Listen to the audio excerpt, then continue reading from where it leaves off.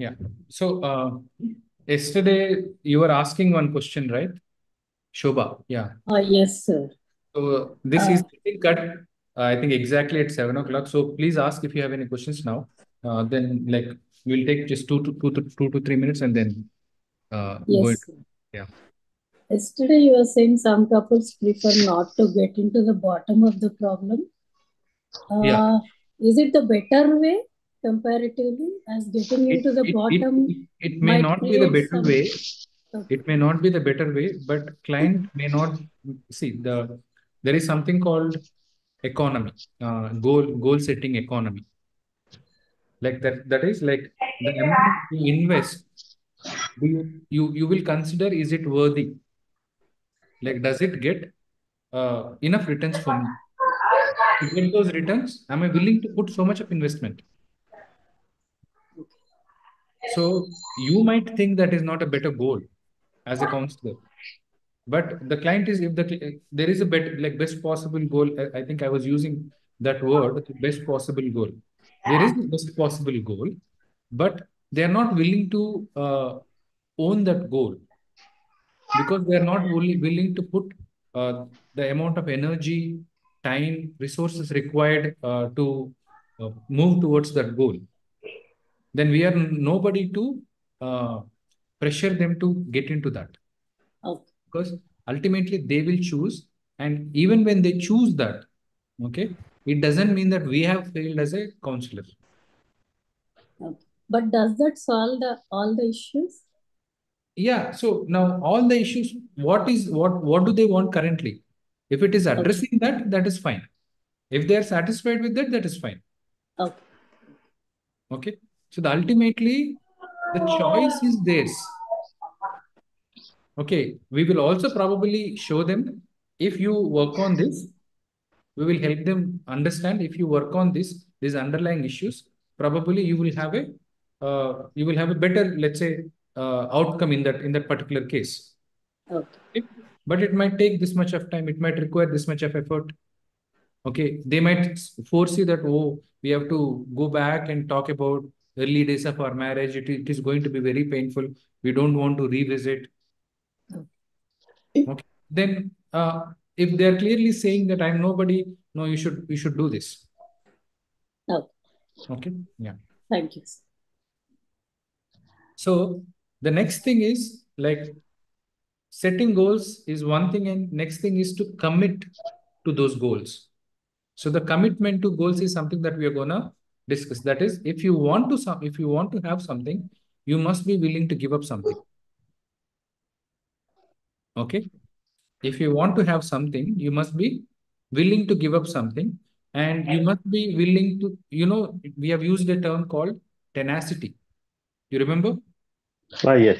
Yeah. So like no matter what, I am willing to work on this goal. Whether initially if I am seeing some failures, initially I'm not seeing like the expected outcomes, but still I am willing to follow through. Okay. So there are certain aspects again I need to give up. Okay. So in the next slide, uh, basically some examples I'm mentioning here. Like if you aspire to climb the corporate ladder and achieve top leadership positions, you may need to accept long work hours and less time at home, right? That's the compromise that you need to make. Okay, and achieving your career goals could mean sacrificing some leisure activities and dedicating more time to professional development. Okay, and for example, you are in a marriage where your partner wants children. Okay, and one of the spouses wants to focus on the career so much. Let's say, for example, usually this struggle comes to wives. Okay, they have high career aspirations when their husband wants, let's say, have a large family of, let's say, two children or three children. It becomes probably too difficult for them to continue their career. They have to take a long break, and after the long break, then again, going back would not be easy. Okay. It's not that people won't go back. People go back and still be successful. But like when you want to have a career aspirations, very strong ambitions, getting stuck in your family life would be probably causing a lot of depression for many women also. Okay. So I have seen many female clients struggling with that. Okay. So you need to be clear of, if I want this goal, am I willing to compromise certain areas of my life? Okay. Again, let me just give me a second.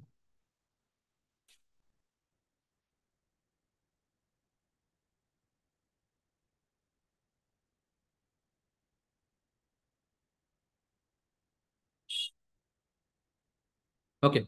So if your ambition is to be recognized as an industry leader, you may have to forego certain family traditions and expectations. Other example is, if you aim to become a renowned artist, you might have to invest countless hours of practice, which could limit your social life. Okay. And to achieve financial independence, you may need to endure the stress of starting your own business and the uncertainty that comes with it. So if your goal is to maintain a healthy lifestyle, you might have to give up some indulgent foods and commit to regular exercise, right? To excel academically, you may have to sacrifice leisure time and focus on studying and research. What do they indicate? Like they indicate that, so you need to, there are costs, okay? There are costs for setting certain goals. So one must be aware of these things. Is it clear? So yeah, basically we need to help clients not only set goals, but help them to commit to those goals as well, right?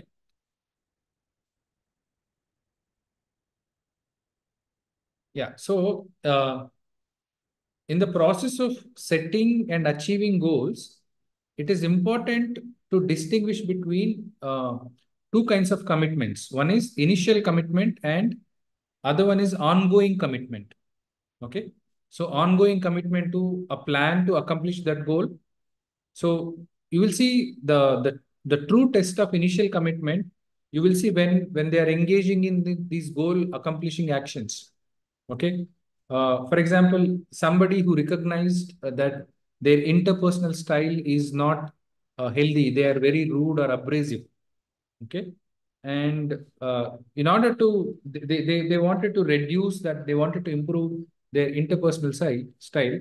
In the therapy process or in the counseling process, they had to do few exercises, like they need to examine, reflect on their previous interactions. Okay. Like the interactions that they had today, go back and reflect.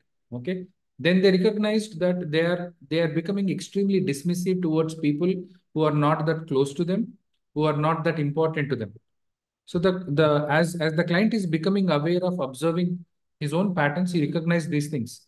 Now he must be not only recognizing, he must be willing to act on those things. Now, so there are a lot of things that might come into the picture. So now he recognized, he is aware of the problem, and his goal is that he wants to develop or he wants to become less abrasive or more probably more, I would say, good in terms of interpersonal styles. Okay. So how can he achieve that? There is a goal, but how can we achieve that? Okay. Now there are a lot of things that come into the picture. The first thing is evaluating cost effectiveness of goals. Okay. That's what we were discussing about. Every goal has a cost. Okay. Like whether the goals that are set by clients, would they offer worthwhile return on investment? Okay. That is called economics of helping. Okay. So, and this cost effectiveness is closely tied to the commitment of the clients. Okay. If it is cost effective, they are more likely to commit. If it is not cost effective, they are less likely to commit. Okay.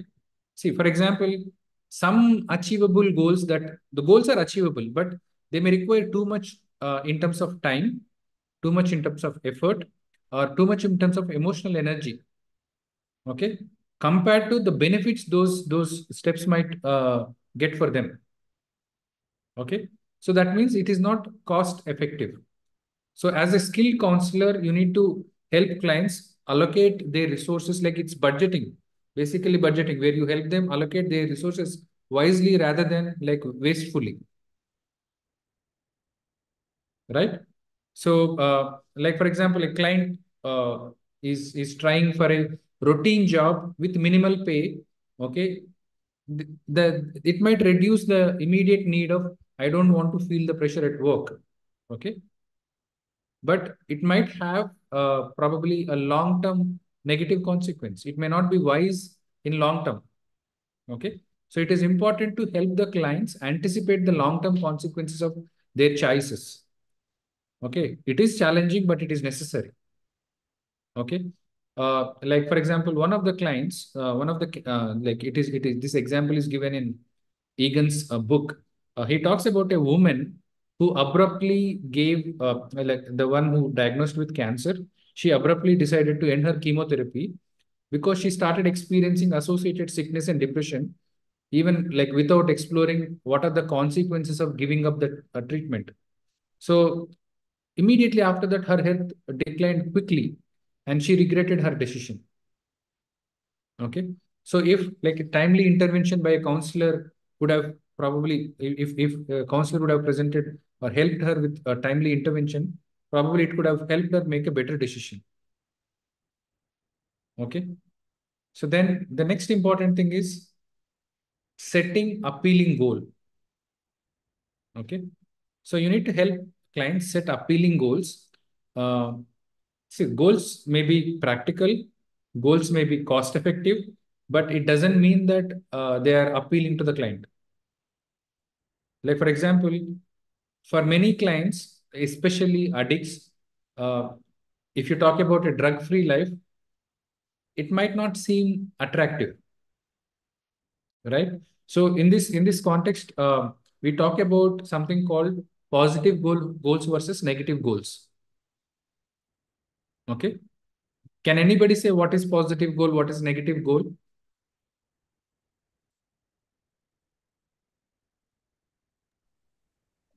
Positive goal is like for the betterment of oneself. So, Yes, wonderful. Yes.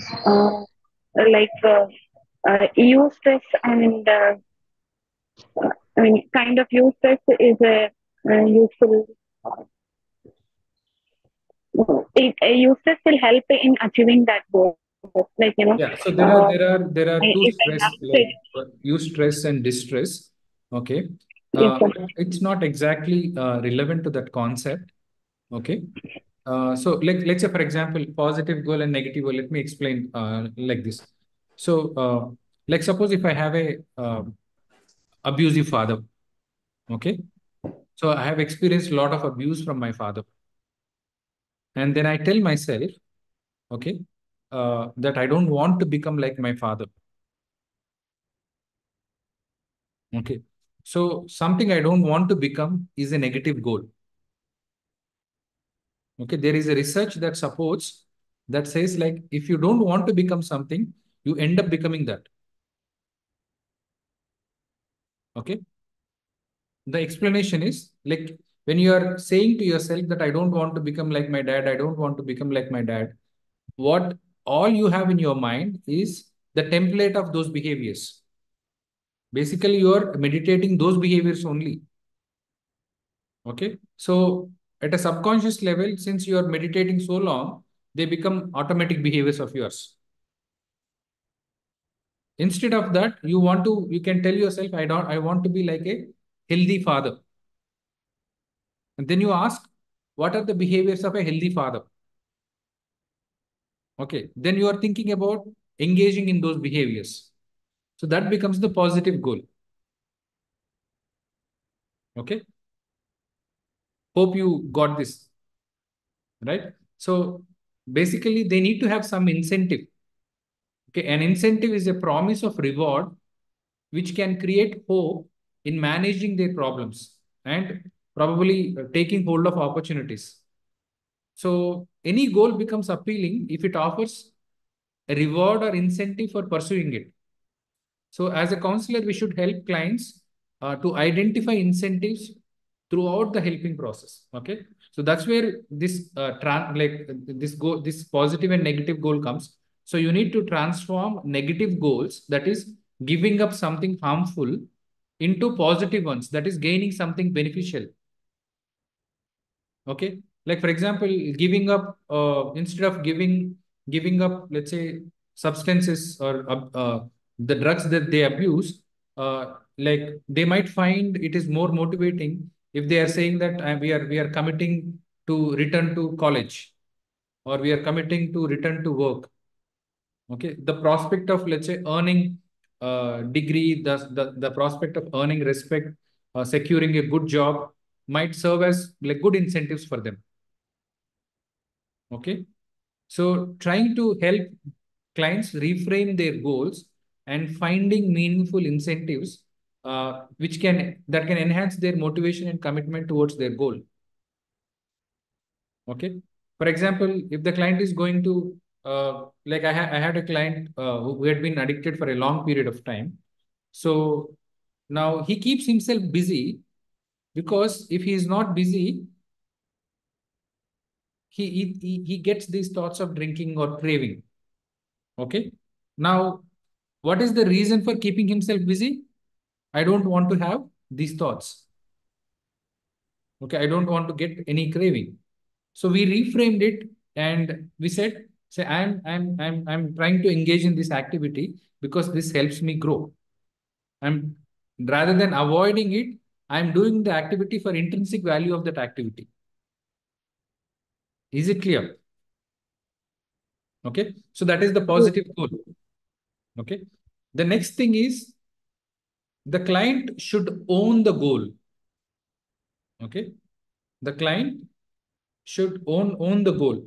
So it is essential to help clients not only recognize the problems, uh, like they need to like not only recognize the problems and goals, but they need to own their goals. Okay, they should take that ownership of that goal. These goals should be genuinely belong to the client, not imposed by you as a counselor or influenced by other people. So you can use various probing techniques and guide clients to discover what they genuinely want to achieve to manage their situations more effectively. Like for example, if, as you all know, if clients adopt or anybody adopts goals suggested by other people, what happens if they fail? Blame, sir. They'll Yeah, blame others. they will quickly blame They other will people. throw the blame. Yes. Okay, and they also miss out on understanding the long term consequences of their choice. When you make choices for them, when you set goals for them, they won't think through. Okay, so the research shows commitment to goals can manifest in three forms. One is called compliance, second one is called buy-in, and third one is called ownership. So that's where I mentioned compliance to ownership. Okay, compliance basically means weakest form of commitment, that is. Okay, so for example, a client might say, I have to change some of my habits if I want to keep my marriage going. Okay, so it might be a good start, but it doesn't usually lead to sustained behavior changes.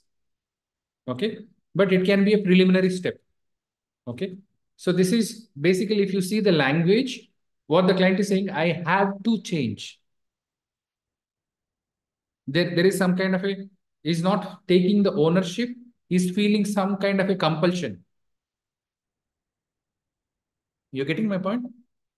Then next level is in the middle between compliance and ownership is buying in.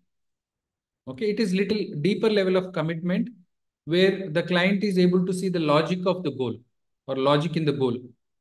So like the same client might say, these changes are essential if you are to have a marriage that makes sense for both of us. We want to preserve our marriage, but we also have to prove ourselves. We want to prove it to ourselves that we want this kind of a marriage. Okay, so here the client is basically buying in to that idea. Okay, but if you see, if the client is moving towards ownership, uh, like it's like the client will not state it as goal is like someone else's goal. Okay, they don't just say that it is not it is just a good idea. They would say it is mine and I want to do it. Okay, so like they take ownership of it. I want to do it. So it has to come like that. Okay, that is what ownership is. Okay, the next thing is like you need to help clients to make self contracts. Okay, and the research shows, sorry, yeah, research shows these self contracts can be powerful tools for helping clients to commit to their goals. Okay, like basically, what are these contracts? These are the promises that you make to yourself to achieve a certain goal and behave in a certain way. Okay, it has to be explicit and clear. These contracts are to be explicitly stated and they must be clear. So these are the promises that you are making to yourself. Okay. For example, a client whose son absconded, who left the house, or let's say who died, who passed away. Okay. And if she is getting stuck, okay, and saying that I cannot live my life without that son, she's stuck at that particular stage. Okay. And she's hurting herself. She's also hurting other children as well.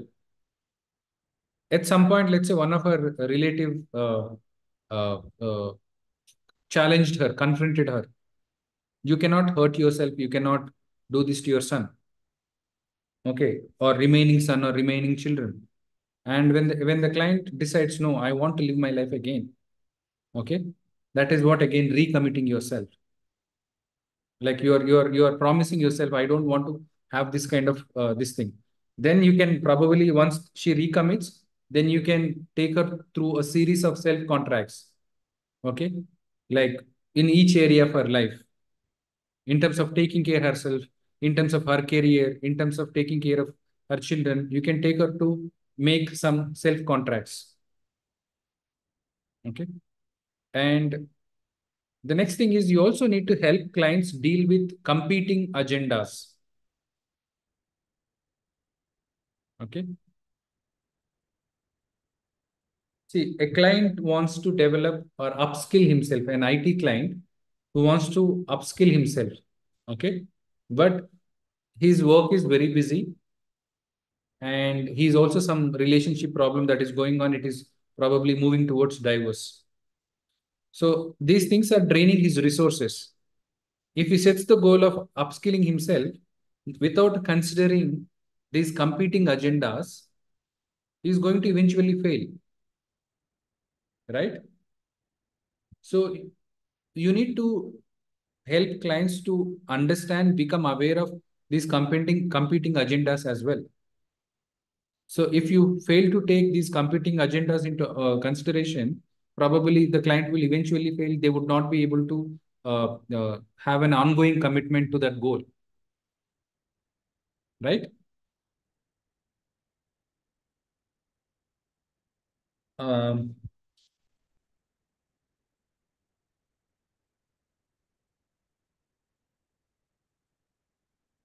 okay, so an example for competing agenda would be all those things that I listed in the first slide.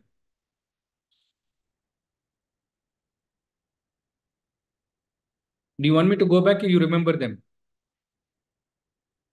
Like, for example, a woman who wants to expand her social circle outside the home, which means she also should be able to manage her domestic responsibilities, right? So that is the competing agenda. If she wants to develop social life outside, competing agenda would be who will take care of domestic responsibilities. Okay. And if a single parent is trying to get some promotion at work, okay, she should be able to balance the new job responsibilities with active involvement with her children's lives. So there are competing agendas.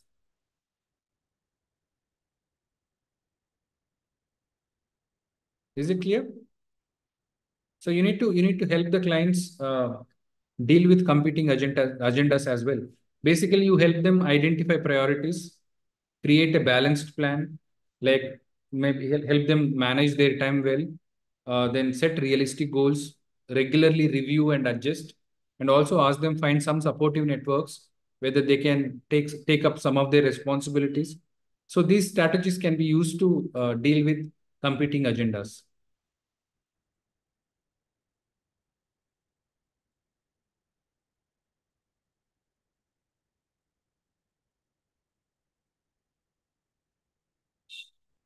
So there are a list of questions you all can quickly go through. These are the questions that you can use to help evaluate clients' commitment to goals. Different aspects that can influence the client's commitment to goals.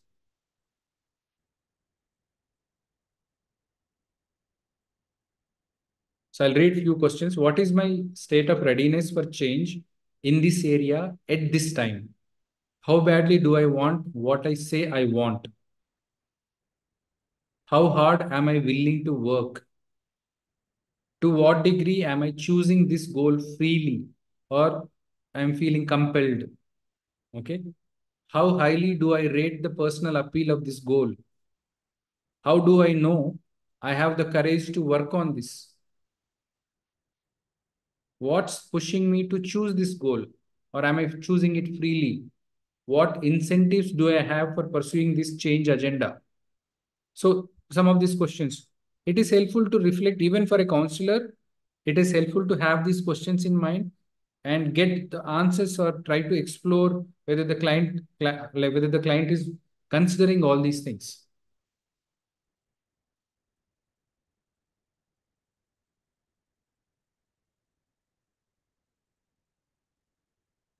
Okay, am I change? Can I change the slide? Yeah.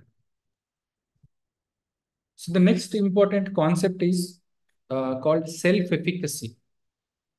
Okay, self-efficacy is a concept given by Albert Bandura. Have you heard Albert Bandura? Okay, self-efficacy. So Yes, sir. yeah. So basically, self-efficacy is like as the name implies, the client should be able to say, I can and I will. Okay. So it is important as a counselor, okay, to help clients find the motivation to pursue their goals independently. That is basically the self-motivation and self-regulation is key to their success. So basically, our role is to assist clients in choosing goals, also committing to them, and also building a sense of agency and assertiveness. Okay. Like anybody aware of what is self-efficacy, the definition of self-efficacy? One's capability of doing something. Yes. So their belief in their capability to execute those actions. Okay, that's what those two words mean. I can and I will. That is a person's belief in their ability to organize and execute actions to manage situations. So if they think I can and I will, it will affect again how they feel, how they act, right? So people's expectations of themselves and these I can do beliefs, they have a great deal, what do you call, they impact their willingness to put forth effort in spite of their difficulties. Okay. And the research shows high self-efficacy leads to greater effort and persistence in the face of difficulties as well. Okay. And the clients, like whether they act or whether they are more likely to act, depends upon, according to self-efficacy theory, two conditions. Okay. One is called outcome expectations. That is the belief that their actions will lead to desirable results. Okay. If they believe that their actions are going to result in desirable outcomes, okay, then they are more likely to act. Okay. The second thing is self-efficacy beliefs. So it is basically the confidence in their ability to perform the actions needed to achieve the goal. Okay. Like some of the examples would be like somebody might, let's say, who had gone through some stroke, okay, experienced some form of physical disability because of the stroke. And if the client believes in positive outcomes, and if the client believes in his or her ability to succeed, they might be more actively participating in that rehabilitation process, right? So those are the two expectations: outcome expectations and self-efficacy beliefs. Okay. Now, it is important that we need to do something to develop this self-efficacy. Okay. So the steps that you can take to develop self-efficacy are, like, you can develop skills. Okay. So let me probably give you a case. Let's say there is a manager who needed to change, let's say, as I initially mentioned, his supervisory style, which is very rude. Okay. And he wants to change his abrasive supervisory style, but let's say he doubted in his ability to do so. So basically, what does it mean? He lacks that self-efficacy beliefs. And he usually says that after all these years, this is what I am. I am what I am. Okay. So then if you say, like, as a counselor, uh, like, let's say his name is something, let's say Raju. Raju, you can do it. Just believe in yourself. Okay. It will not be effective. Okay. Because he himself doesn't believe. So basically what he needs is he needs a structured approach to build his self-efficacy. Okay. Now, what are the things that you can do in case of this manager? First thing is you can develop his skill. So you might ask him to join a, let's say, interpersonal skill building session. Okay. Like we all did: listening, responding, empathy, or giving constructive feedback, or challenging constructively. All are interpersonal skills. Okay. So basically these probably sessions might bring out those dormant skills within the person. Okay. Now, do you think once you learn skills, it increases your confidence? Yes. You need to see whether they have skills. If they don't have skills, you need to develop their skills. Okay. Once they have confidence in these skills, then you are increasing their self-efficacy. Then along with skill development, you also need to give corrective feedback. Like, for example, you might say, in yesterday's meeting, you listened well, you responded well to everyone's ideas. Okay. Uh, but you can also say that you can be a little bit more positive in the way you respond to people's suggestions. Okay. And probably give some explanation as well. So this is a corrective feedback where it also suggests that there are areas that you can still improve.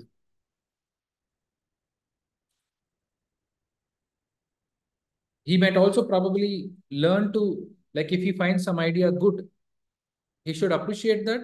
If he finds some idea bad, like even in that interpersonal skill session, he should be able to say it all aloud, okay, in a way that is not rude or that is not disrespectful. That means he also need to learn to give corrective feedback. So giving him a corrective feedback will also teach him how to give corrective feedback to his subordinates. Right? So corrective feedback. Next thing is positive feedback. Positive feedback is basically reinforcing. Okay. Rewarding what he is doing well, so that he would be likely to repeat those behaviors. Then, like, success as a reinforcer. Okay. Like, for example, you can ask him to do minor tasks at his workplace. You can ask him to delegate works to his subordinates. Okay. And see how he is interacting with them in doing so. If they are successful, that itself reinforces him. Okay, he's not facing any backlash, or his or other colleagues are complying with his demands or requests, then it is his success. So that itself acts as a reinforcer. It again builds his confidence. Then next thing is learning from models. Basically, who are models? Like whoever is good at those skills. Or you can also ask your friends, you can ask them, like, how can I deal with this particular situation? I can also observe them dealing with other people. I can learn, I can pick up those skills from them. Okay. Then again, providing encouragement. Okay. Like it's probably in the form of verbal feedback, verbal reinforcement. Okay. And or appreciating the amount of effort that the client is putting in to learn, so that they all would help. Then also the last thing is reducing fear and anxiety. Okay. So usually, if I don't know if I mentioned it or not. So usually there are, in the context of assertiveness, I think I mentioned, they usually it is not skill deficit, but it is because of their thinking styles, right? So now you need to understand, these people also might have certain beliefs, like if I change my supervisory style, okay, then it might mess up my business, okay, make me look like a fool. Okay. So then we need to help them deal with those kind of thought processes and develop an alternative, healthy way of thinking about self. Okay. So all these things would develop that self-efficacy in the client. Is it clear?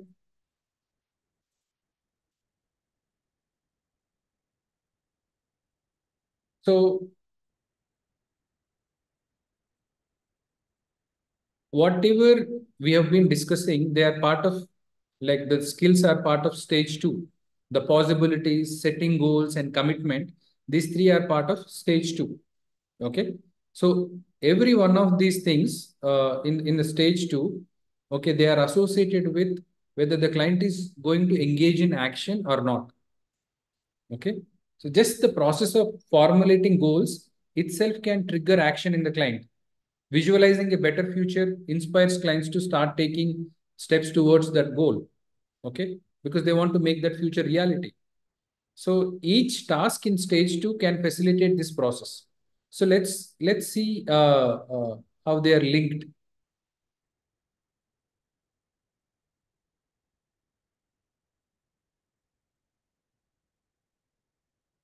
So the first thing probably I think Madam Viraja Madam I think had discussed with you about the possibilities. Okay. So basically developing possibilities for a better future. This task basically helps the clients move beyond their current problems and start thinking or envisioning a better future. So once these clients identify some of their wants and needs and they start considering possible goals, they are beginning to take action. Okay.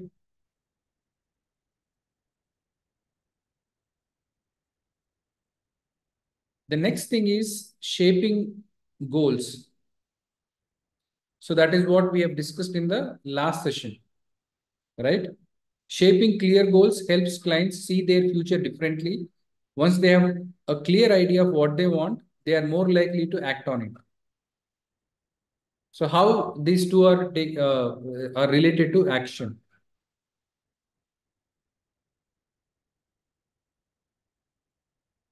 So the next thing is searching for incentives for commitment. See, once clients are able to see the benefits of following through their actions or the benefits in their goals, they are more motivated to take action. Okay. So they should be able to as in case of that addiction client with addiction, he is able to like foresee or envision going back to college and achieving a degree and finding a good employment. Okay, that is the benefit.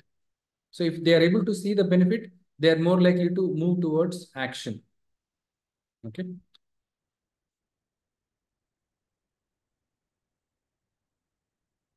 Now there is an important concept called implementation intention. Have you heard this term, implementation intention? Okay. Just based on the word implementation intention, what can you say? The client should be ready to implement the ideas. Sorry? The client should be ready to implement the ideas. Okay. The client should be ready, but what is this word means? It is an intention. Implementation intention. Okay. So it is basically a statement or a suggestion that you tell yourself. Okay, this is given by a researcher called Gall-Witzer. Okay, Gall-Witzer. So he says basically implementation intention is which specifies when, where, how you are going to respond. Like when, where, and how you are going to engage in that particular action. So, like for example, a person who is working as an aide to a very ill patient who is also abusive patient in a nursing home, okay, and this abusive patient gets angry quickly, okay, she is very irritable.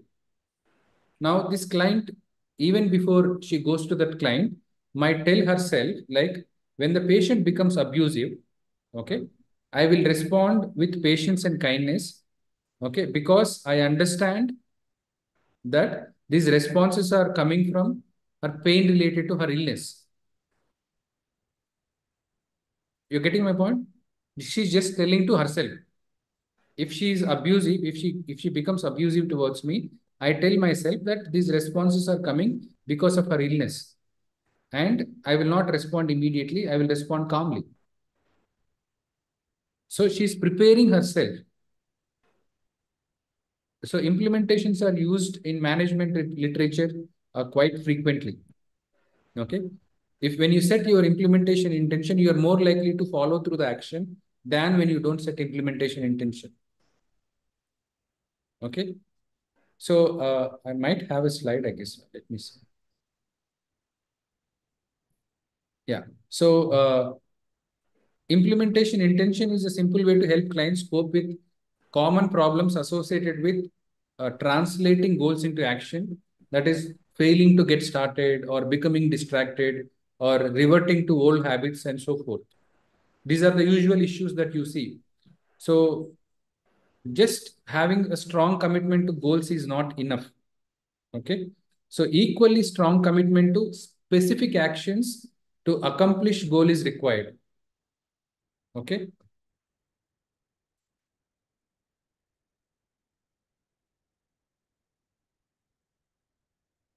So what is strong intention? Strong intention is I strongly intend to study for an hour every weekday before dinner.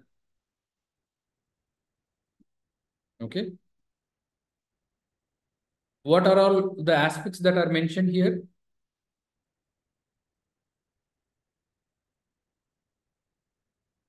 When, where, and how. You're specifying beforehand.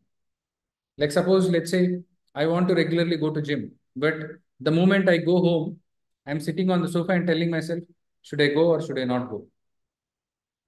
Okay. Today I'm tired. Let me go tomorrow. Then I can set an implementation intention. The moment I finish my work, I will directly go to gym. I'll gym for 1 hour. Then only I'll go home. So there is no chance for negotiation in your mind once you set the implementation intention. You're getting my point? Usually when you don't have any intention, you will think, should I do this or should I do that? So that negotiation aspect that goes in your mind, it is taken away and you are more likely to follow through because you have already prepared yourself for that. Okay. Being specific in intentions, right, sir? Yeah, specific also. Like that's what when, where, and how. So like in the example, she says, I would respond calmly. I will not react immediately. I will tell myself that these responses of this lady are coming from her illness, because of her illness. She is not attacking me. Okay. This is when she becomes abusive. How will I respond? I will not respond immediately. I will tell myself, you're seeing those components. When this happens, how I'm going to respond. Okay. And when and where and how, basically.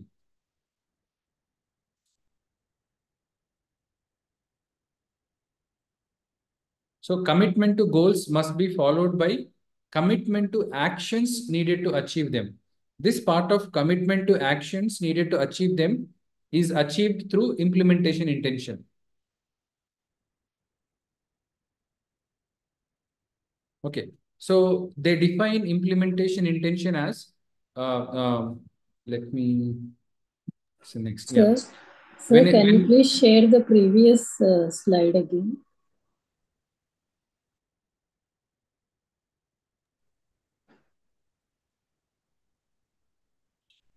Thank you, sir.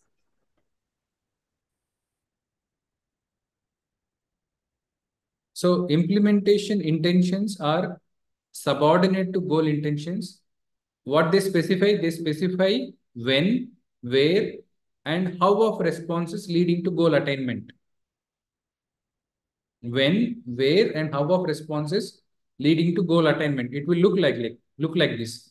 When situation X arises, that is when she becomes abusive, I will perform response Y. Okay. When situation, I will be calm. I will not react immediately. I will tell myself her responses are coming from, or because of her illness or because of her irritability, she is not attacking me. Okay. So she is dealing with the frustrations associated with this, taking care of this, let's say, lady. Now, this is her way of dealing with that. Okay. So I think I have that example given here. Right? Yeah. Meena, an aide in a nursing home, struggles with her responses to an abusive patient. By forming a strong implementation intention, she decides when the patient becomes abusive, I will not respond immediately. I will tell myself that it's her illness that is talking. Then I will respond with patience and kindness. Okay. So this helps her control her anger and respond appropriately. Is it clear? So implementation intention addresses, it's not commitment to goal, but it commitment to actions. Okay. Which is a subdomain of commitment to goal. Okay. So we also look at shadow side of goal setting, the shadow side of goal setting. See, having seen like the importance of goal setting, okay, the various, like there's a lot of research support for effectiveness of goal setting. Many people still won't use explicit goal setting. Okay, in their process, they would discuss about the problems. They would understand those problems, but they would not get into this actually problem setting in actual practice. That has been the research finding. Okay. Now, there are various reasons for it. One is cultural perspectives on goal setting. Okay. So in Egan's book, he talks about communication between an American psychologist and a Russian psychologist. Okay. This Russian psychologist tells American psychologist that you spend all your energies in trying to explain, okay, why the child is the way he is, why one is behaving the way he is behaving. Okay, you're getting my point? Whereas Russians, they focus on what the child can become.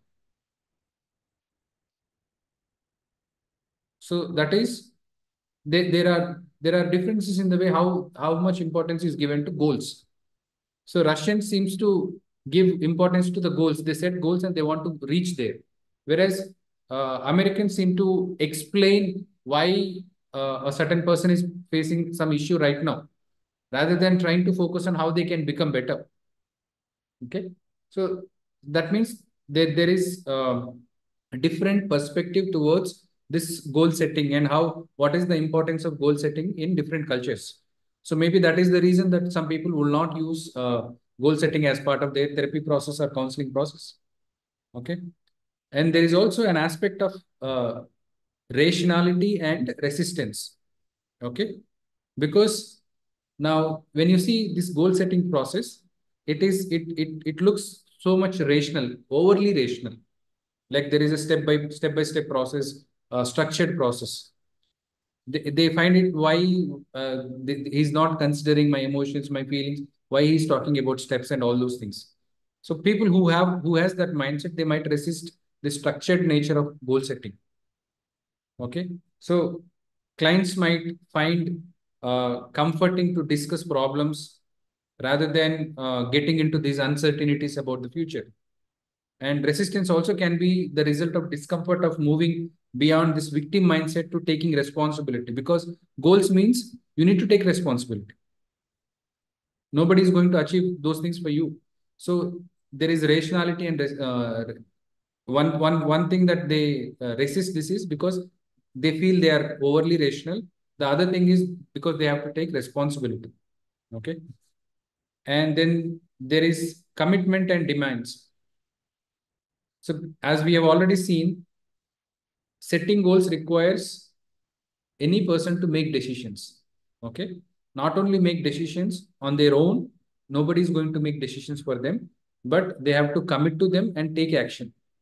And this is not easy because it requires effort. You should be able to acknowledge the effort. You should be able to acknowledge the sacrifices that you need to make in order to achieve their goals. So clients may not always appreciate this form of help. Okay. And the next thing is it? Yeah. Goals as constraints. I think its time is getting over. I think this is we can probably take these things.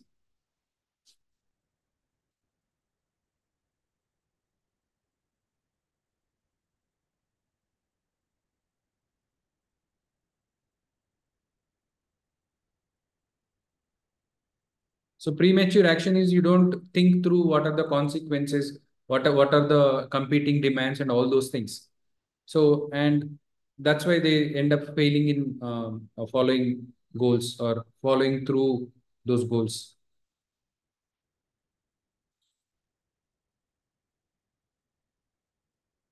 Okay, I think I'll stop here. If you have, I think there's no time to ask questions also.